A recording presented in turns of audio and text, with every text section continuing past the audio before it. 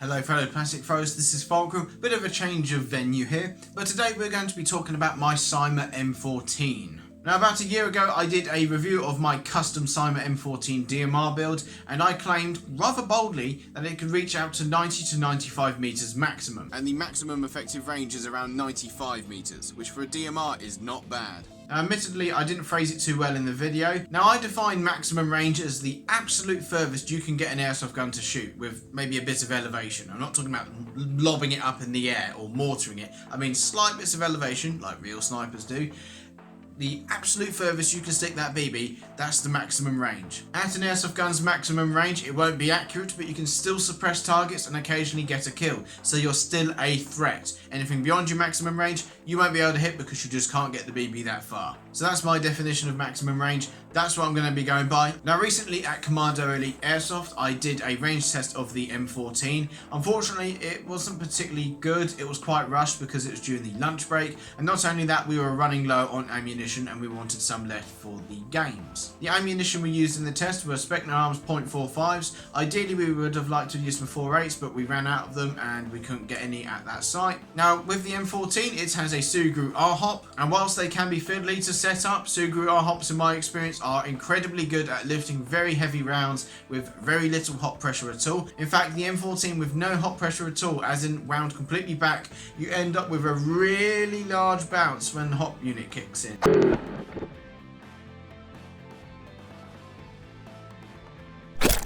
Now this bounce can be quite annoying at the closer ranges because it means you can't put the rounds accurately through, say, a window, because you have to aim quite low down, so you might end up hitting grass or foliage or whatever.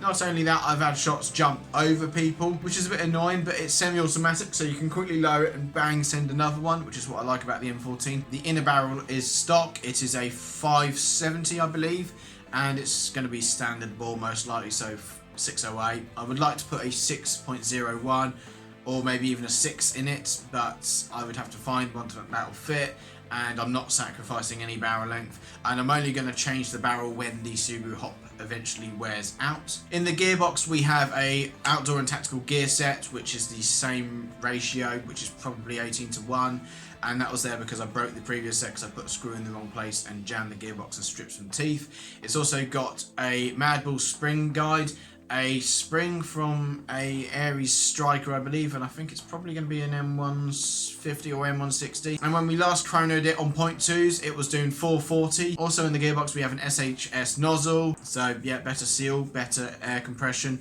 better FPS, better consistency. And we also have a GFC high torque motor, a basic trigger MOSFET, some SHS cutoff lever and selector arms or whatever's in there, I can't remember now. But for the most part, the things which are going to affect the range: Sugru R-Hop, stock barrel, 440 FPS, that's it. That's what's going to affect the range more than anything else. The motor isn't going to affect it, the MOSFET isn't, the gears aren't, they're not going to change it at all. Now to measure the range, I like to use Google Maps, and before some of you start frothing at the mouth and smashing your head against the keyboards at how I could possibly use Google Maps because it's inaccurate and GPS is the most worst way of measuring airsoft guns, you must do it with a laser rangefinder. Just hear me out. Now, the proponents of the Google Maps is not accurate for measuring airsoft theory have never provided any evidence to me about why it is inaccurate. They just say you must not use it and end off. It's almost like it's an unspoken rule, but no bugger's told me why it's inaccurate or why I shouldn't use it. But I'm going to prove that it is using the 1999 long wheelbase Ford Transit Old Trafford method. Now this is a map of Mad Dog Airsoft, specifically the scrapyard part of the site. And at the back of scrapyard is a Ford Transit. Specifically it's a V plate, so 1999 Ford Transit. Here it is on the DVLA website, 1999 Ford Transit, and it is a long wheelbase high roof model. And if we go over to transitcentre.uk, we can see that they've got a graph here of a Ford Transit Mark III long wheelbase high roof, which is the model of van in scrapyard. And if we look at the measurement A, which is overall length, it is 5,403 millimeters, which in meters is 5.403. And there you go. According to Google Maps, that 1999 Mark III Ford Transit long wheelbase high roof is 5.2 meters long, or 17.07 feet. So that is 20 centimetres shorter than what Transit UK says it is. And I like to think they're accurate because they're transitcentre.uk.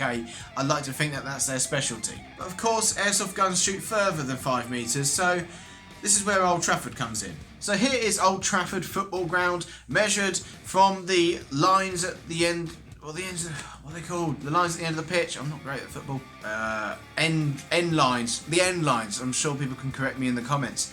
104.80 meters, which is 343.82 feet. So let's Google the length of Old Trafford. Oh, it is 20 centimeters more than what Google Maps says it is. That's convenient. And 105 meters is what the football regulations apparently have set pitch lengths at. 20 centimeters discrepancy, so not 20 centimeters off of whatever you measure. I'm not going to buy a fancy schmancy laser rangefinder to test my guns when Google Maps is free and it'll do the same thing. And if some people want to tell me that it's not accurate, then you're going to have to show your evidence, because I'm not convinced that it's inaccurate. It seems perfectly accurate according to these tests. Right, enough waffle. Let's do the range test. Now, annoyingly, the footage is a bit iffy because there was a few discrepancies, like me not holding the gun up the whole time the round's in flight and just dropping it down and trying to having an ogle at where the round's landing rather than using the poxy scope cam. It was also done with a lot of haste, trying to get it done quickly, and also with limited ammo. So we weren't going to waste ammo firing away at 80 odd meters because we know it can reach that far. We were only interested in the absolute maximum, the furthest it can go. So my father walked out to the pillbox that overlooks Pegasus Bridge, which, as you can see, is this white building here. And my firing position was in the not so safe zone. Now, the old man decided to walk out to the pillbox that overlooks Pegasus Bridge, this white building on the map right here, and my firing position was the not so safe zone right here. As you can see from the selfie camera, that brown building in the background, that's the brown building on the map.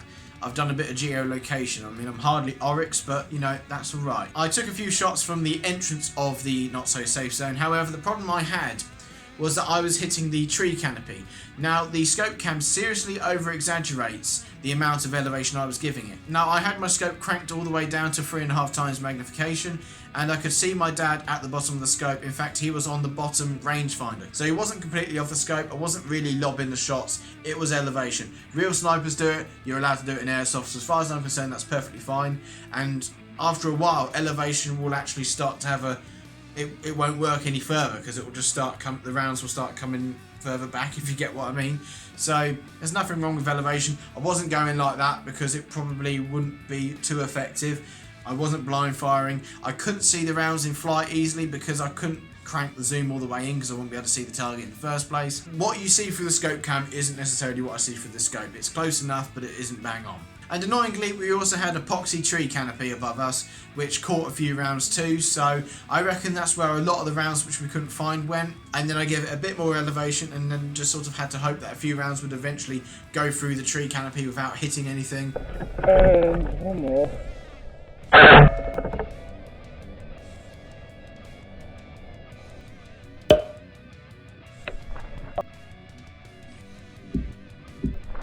Okay, now. I don't have one.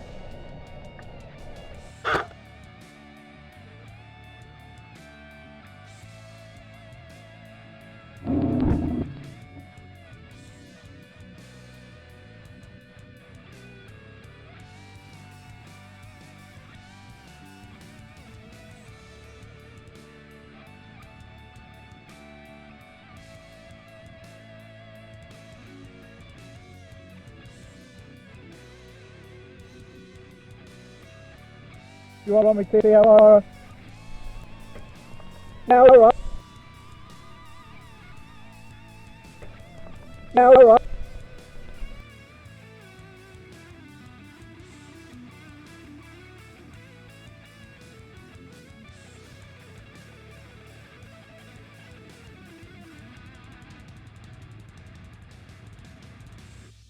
Okay, so I'll add that on because I added 16 on to the other building, so that's 96 large paces, well no, not just normal walking pace, and then where I measured from here, one, I had it from here.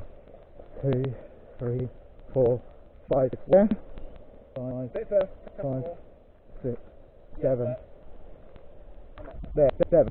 Well, that's 103 paces. But of course, what does Google Maps say? Right, so there's the not so safe zone, there's the brown building, and as you can see there's a few barrels to the left. That's the sort of the doorway, and if we put it roughly in the middle where I was standing, we will then go over to the pillbox, and we have 97.95 meters, which is 321.35 feet.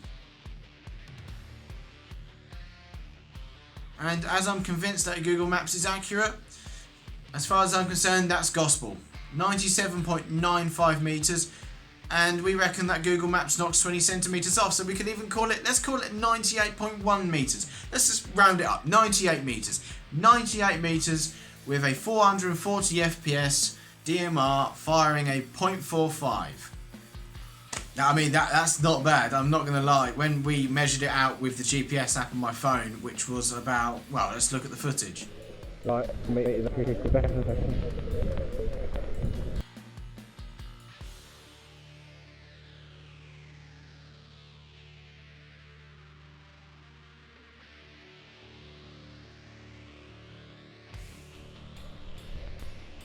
There we are. Okay, just range tested it according to the distance meter app, which isn't as accurate as Google, but 101 meters, give or take 4 meters. There you can go. It said 101 meters with 4 meters accuracy, so 97.95 is within 4 meters accuracy of 101. So it was either 105 or 97 meters. It would have been great if it was 105, but was not to be. But I'm sure we'll get there one day. But 97 meters with a semi-automatic 440 FPS DMR launching a .45.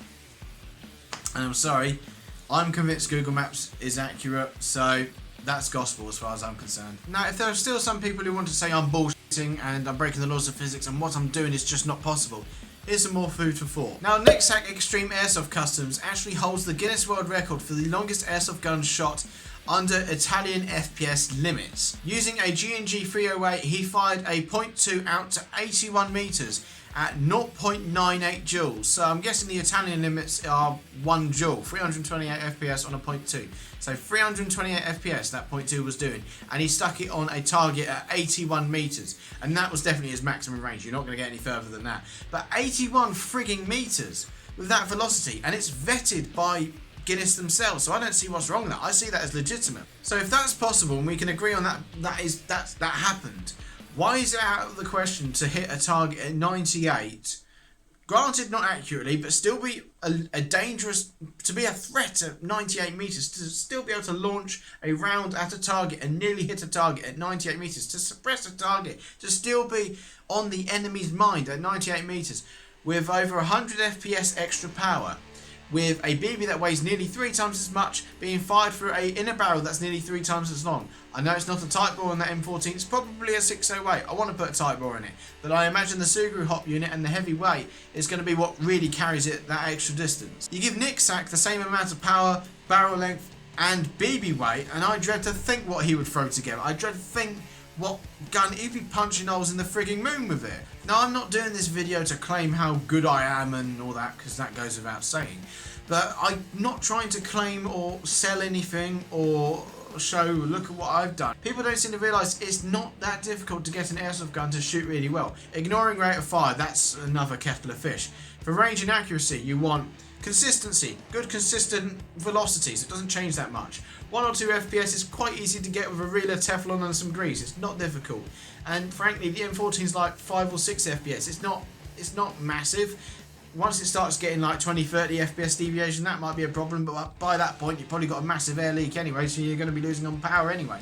And that brings us up next to power. You want your power to be as close to the weapon category limit as possible. I'm doing 440 FPS, I could do 450. I'm not going to put it apart for an extra 10 FPS, but you want your gun to be firing as close as you can to the power limit. You want a nice, long, tight inner barrel. Tight bores are the way to go. You want it as tight as possible and as long as possible. And you also want a really stable hop unit that's nice and efficient, that allows you to lift a really, ideally as heavy weight of a round as you can fit in the gun. Of course, if you go too heavy, you're going to rob yourself of velocity, and you don't want to fill an LMG up with 4.5s because it's going to cost a lot of money. So you want to find a BB that is the best sort of blend of weight and value and velocity. And for the M14, 4.5s or 4.8s, ideally a 5 I think would be really good in that, because it does like 260 on the 4.8. It's still going to get there quite quickly, but it's a good blend of weight, and it's the best you're going to be able to get it for that gun. You can't really get any heavier than that. You want... It's not difficult. You don't have to spend loads of money. You don't have to spend hours going backs and forwards, taking everything to bits and then throwing back together and it not working. Consistent, as close to the power limit as possible. Long, tight in the barrel. Very stable, decent hop unit, and as heavy of a weight as you want to put in it. Ideally, the heavier the better, especially for longer ranges. That's it. If I can do it, anyone can do it. That's the way of looking at it. So that's it for this video. Thank you very much for watching. I know it's a long one. My arse is killing me from sitting in the seat, and my back is stuck to the leather from all the sweat. But we got there in the end. So thank you very much for watching. And if you found this video useful, then make sure you leave a like. And I would love to hear in the comments down below how far your airsoft guns shoot. And if you're going to take anything away from this video, please take away this. Google Maps is perfectly accurate. And if you want to claim otherwise in the comments, please do. But I want to see some evidence, because what is asserted without evidence will be dismissed without evidence. And I've shown you the evidence for my argument. I'd love to hear it for yours. If you like this video at any point, then make sure you leave a like. And if you don't want to miss out on any new airsoft content, then please make sure you subscribe and enable notifications. And as always, guys, play fair, play safe. Take care.